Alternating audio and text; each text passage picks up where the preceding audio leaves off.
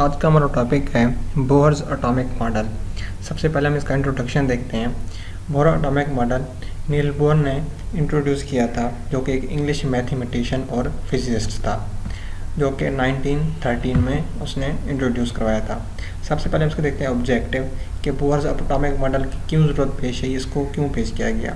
Basically Bohr atomic model को जो Rutherford के मॉडल में डिफेक्ट रहते हैं उनको रिमूव करने के लिए और स्पेक्ट्रल लाइंस के ओरिजिन को एक्सप्लेन करने के लिए इंट्रोड्यूस करवाया गया। ऑब्जेक्टिव नंबर 1 है हमारे पास to remove the defects in Rutherford atomic model and to explain the origin of spectral lines. इन दोनों ऑब्जेक्टिव को मद्देनजर रखते हुए बोहर एटॉमिक मॉडल ने अपने कुछ पोस्टुलेट्स दिए थे, जिसकी बेस पर बोहर एटॉमिक मॉडल्स को पजीराई मिली और the Rutherford atomic model.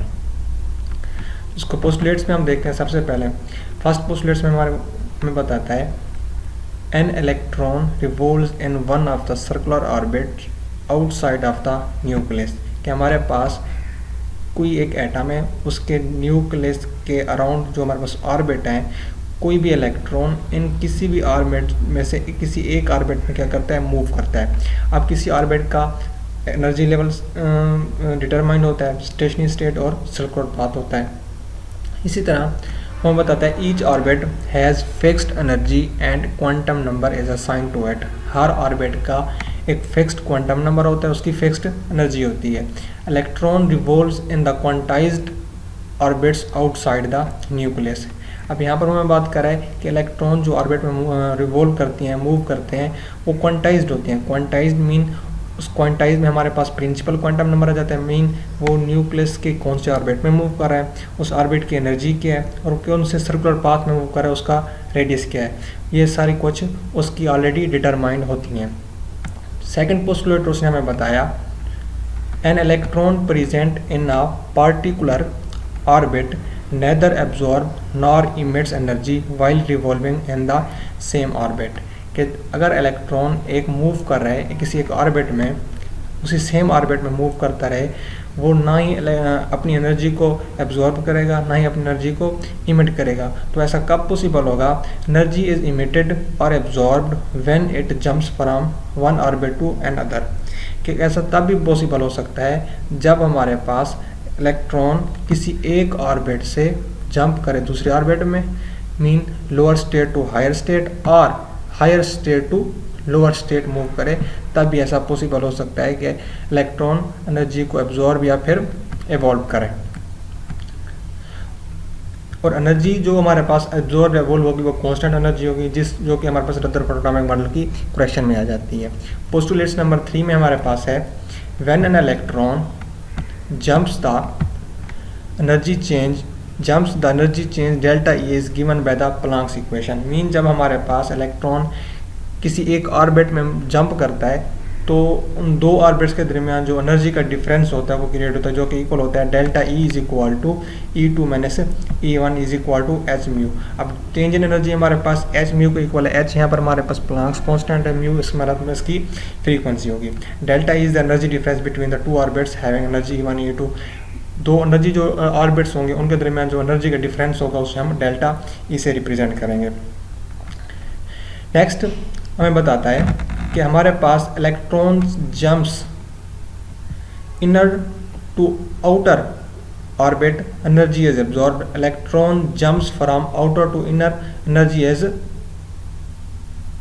Released, कि मीन जब हमारे पास electron lower orbit to higher orbit move करेगा तब एनर्जी हमारे पास क्या होगी, एब्जॉर्ब होगी। जब इलेक्ट्रॉन हमारे पास outer mean higher orbit to lower orbit move करेगा तब एनर्जी हमारे पास क्या होगी, रिलीज्ड होगी।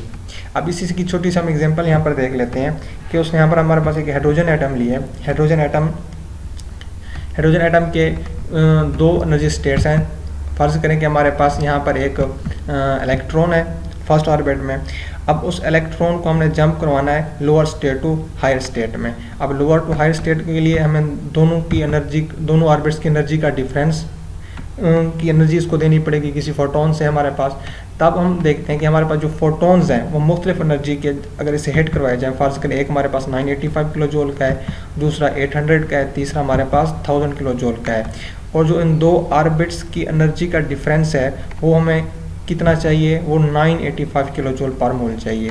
मीन ये इलेक्ट्रॉन हमें इन सब फोटोन में से उसी फोटोन को एक्सेप्ट करेगा जो कि इन दो ऑर्बिट्स की सर्टेन एनर्जी की रिक्वायरमेंट्स को पूरा करेगा, और जितने भी हमारे पास दूसरे फोटोन्स होंगे जिनकी एनर्जी ज़्यादा होगी या फिर कम होगी वो उनको एक्सेप्ट ही नहीं करेगा, जिसे हम फोटोन्स ऑफ एनर्जी के नाम से जानते हैं। नेक्स्ट है हमारे पास electron can revolve in only those orbits having a fixed angular momentum, कि हमारे पास इलेक्ट्रॉन जस्ट उन्हीं ऑर्बिट्स में मूव करते हैं जिस ऑर्बिट्स में मूव करें उनके हमारे पास जो एंगुलर मोमेंटम होता है वो बेसिकली क्या होता है, फिक्स्ड होता है। हम आमतौर पर करते हैं एंगुलर मोमेंटम का फार्मूला होता है हमारे पास L is equal to R cross P, कि हमारे पास जो पोजीशन वेक्टर हो R और लीनियर मोमेंटम P का जो हमारे पास प्रोडक्ट होता है बेसिकली किसके इक्वल होता है, एंगुलर मोमेंटम के इक्वल होता है।